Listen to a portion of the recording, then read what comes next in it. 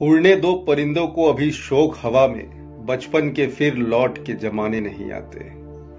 नमस्कार साथियों, आज कोरोना से हटकर कुछ अलग बात करते हैं। कुछ ही सालों पहले की बात है, पता ही नहीं चला कब समय गुजर गया और हम कहां पहुंच गए। पर आज भी याद है वो दिन, वो समय, वो पलछिन। 5वीं तक घर से तख्ती लेकर स्कूल जाया करते थे। स्लेट को जीभ से चाट कर अक्षर मिटाने की हमारी स्थायी आदत थी, लेकिन इसमें पाप बोध भी था कि कहीं विद्या माता नाराज ना हो जाए। पढ़ाई का तनाव हमने पेंसिल का पिछला हिस्सा चबा कर मिटाया था। स्कूल में टाट पट्टी की अनुपलब्धता में घर से बोरी का टुकड़ा बगल में दबा कर ले जाना भी हमारी दिनचर्या थी। पुस्तक के बीच विद्या, पौधे की पत्ती और मोर पंख रखने से हम होशियार हो जाएंगे, ऐसा हमारा दृढ़ विश्वास था।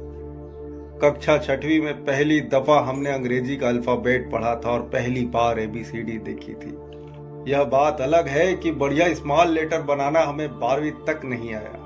कपड़े के थैले में किताब कापियां जमाना हमारा रचनात्मक कौशल था। हर साल जब नई कक्षा के बस्ते बनते तब कॉपी किताबों पर जिल्द चढ़ाना हमारे जीवन का वार्षिक उत्सव हुआ करता था। माता पिता को हमारी पढ़ाई की कोई फिक्र नहीं थी, न हमारी पढ़ाई उनकी जेब पर बोझा था। सालों साल बीत जाते पर माता पिता के कदम हमारे स्कूल में नहीं पड़ते थे। एक दोस्त की साइकिल के डंडे पर और दूसरे को पीछे कैरियर पर बिठा हमने कितने रास्ते नापे हैं, यह अब याद नहीं, बस कुछ धुंधली सी स्मृतियां हैं। स्कूल में पिटते हुए और मुर्गा बनते हमारा ईगो कभी हमें परेशान नहीं करता था। दरअसल हम जानते ही नहीं थे कि ईगो होता क्या है। पिटाई हमारे दैनिक जीवन की सहज सामान्य प्रक्रिया थी। पीटने वाला और पिटने वाला दोनों खुश थे। मार खाने वाला इसलिए खुश रहता था कि कम पीटे, और पीटने वाला इसलिए खुश कि हाथ साफ हुआ। हम अपने माता पिता को कभी नहीं बता पाए कि हम उन्हें कितना प्यार करते थे, क्योंकि हमें आई लव यू कहना ही नहीं आता था। आज हम गिरते संभलते संघर्ष करते दुनिया का हिस्सा बन चुके हैं। कुछ मंजिल पा गए हैं तो कुछ ना जाने कहां खो गए हैं। हम दुनिया में कहीं भी हो, लेकिन यह सच है, हमें हकीकतों ने पाला है। हम सच की दुनिया में थे। कपड़ों को सिलवटों से बचाए रखना और रिश्तों को औपचारिकताओं से बनाए रखना हमें कभी नहीं आया। इस मामले में हम सदा मूर्ख ही रहे। अपना अपना प्रारब्ध झेलते हुए हम आज भी ख्वाब बुन रहे हैं। शायद ख्वाब बुनना ही हमें जिंदा रखता है, वरना जो जीवन हम जी कर आए हैं उसके सामने यह वर्तमान कुछ भी नहीं है। हम अच्छे थे या बुरे थे, पर हम एक समय थे। काश वो समय फिर लौट आए, काश वो समय फिर लौट आए। पानी में वो नाव बहाना, स्कूल बंक कर अपने ही गांव में खो जाना। गांव के तालाब से प्यारा कोई अद्भुत दृश्य न था।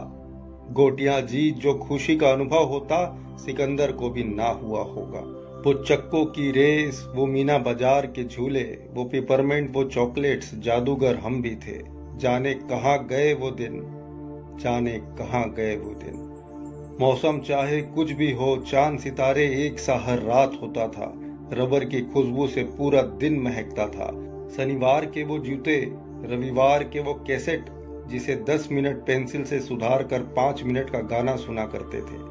कपड़ा धोने से लेकर दुश्मन की धुलाई करने तक हर आकार का बल्ला था।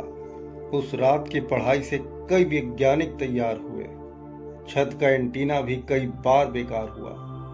एक ही सुपर हीरो हर दिल में बसा। एक ही गाना सबकी जुबां पर था, made in India, made in India, जिसे आज भी सुनकर हर काम छोड़ देते हैं। जाने कहां गए वो दिन, जिसे याद करके बोले कि जीना इसी का नाम है, जीना इसी का नाम है।